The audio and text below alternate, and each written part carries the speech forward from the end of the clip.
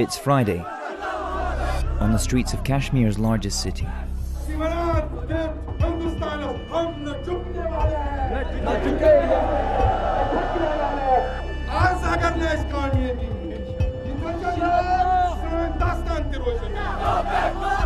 It's the day Muslims normally gather to pray.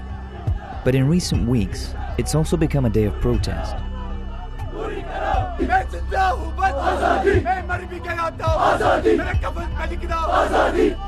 Indian authorities are working hard to keep a lid on displays like this. But they can't change how people feel. There is only one solution! Gun solution! Gun solution! There is only one solution! Gun solution! Gun solution! As protests break out across Kashmir, Indian officials repeat what has become a well-worn soundbite. There has been no major law and order situation reported from across the valley. Life is slowly returning to normal. And situation is returning back slowly to the normal.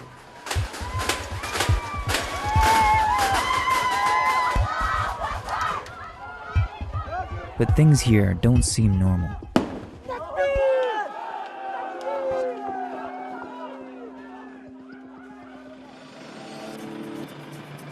Kashmir has been a conflict zone for decades. But when India moved to strip the region of its autonomy on August 5th, the situation came to this. Thousands more troops, and a curfew bringing daily life to a standstill. Phone lines and internet access were shut down, cutting off around 8 million Kashmiris from the outside world. So, we came to see what's actually happening here. We visit a neighborhood known for frequent clashes between protesters and Indian security forces.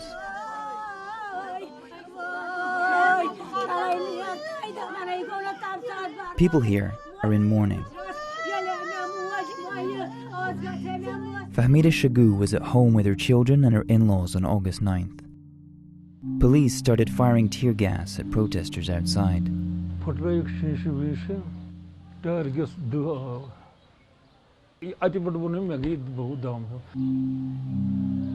Fahmida's husband Rafiq helped rush her to the hospital, but doctors could not revive her. A sudden death and no one to hold accountable. We really demand justice. But from who? I don't know if we'll get justice, my kids will get justice. I don't know.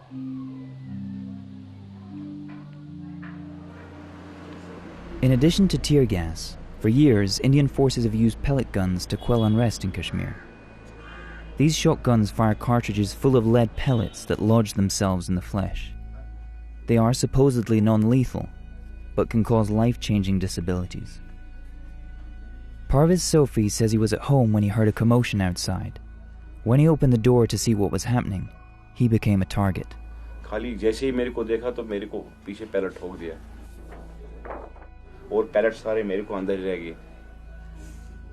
In the name of maintaining law and order, Indian forces have license to shoot with near impunity in Kashmir.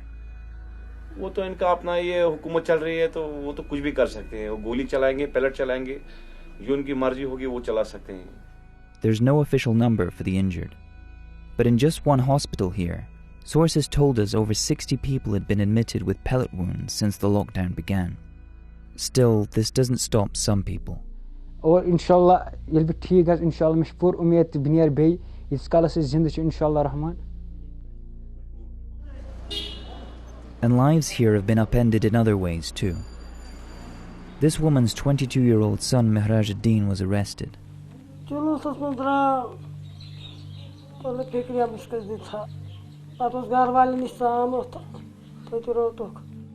She doesn't know why he was taken. Since then, authorities have been giving her conflicting information.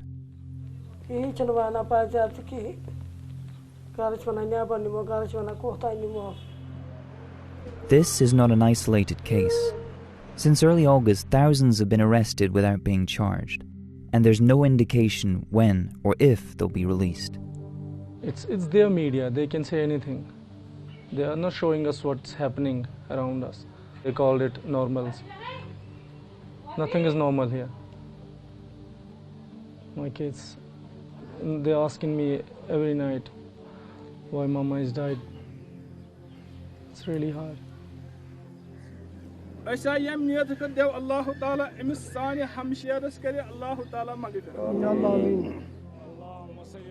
Although some landlines have been reconnected, Kashmir is still largely cut off from the rest of the world. That helps authorities keep stories like these quiet. But as the days pass, they're getting louder.